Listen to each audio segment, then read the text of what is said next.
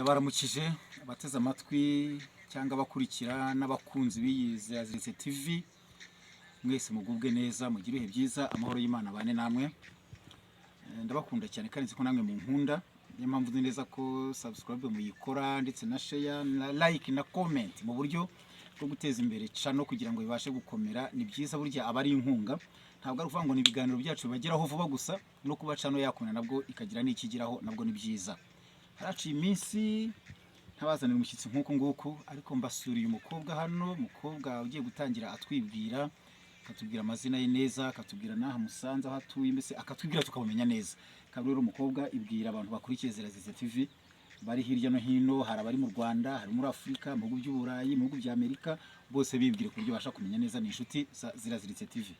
Murakoze Kandi wongera ijwi ku buryo cameraman basha kurifata ari kumvikana nkuvuga akajwi gatoya. Murakoze nyine kumikaze kuri TV yanyu ziraziritse nitwa Tisenye Marie Louise ndi umukobwa yego nuyikabuye district ni Gasabo muri Kigali birumvikana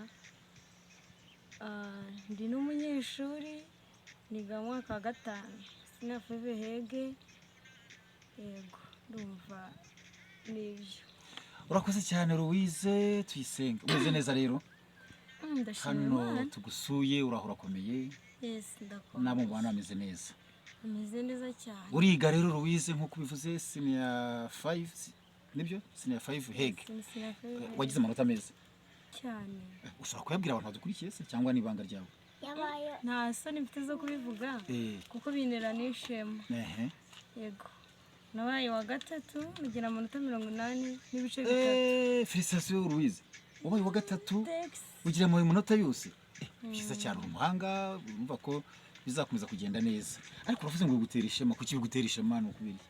Impamvu binera ishema nuko urabona iyo umuntu ari umunyeshuri kenshi aba yifuza guperforminga nyine akagira amanota ari high kugira ngo ababyeyi banezerwe kandi nyine iyo wimprovinga mu manota birumvikana uranamamara yego no mu kigo wigaho bikagutera ishema abayobozi bakavuga bati ko biriko suriya mwana urumva ni umuhanga ejo nyine n'igihugu gishaka nyine abantu bafite knowledge nyine iri nafu.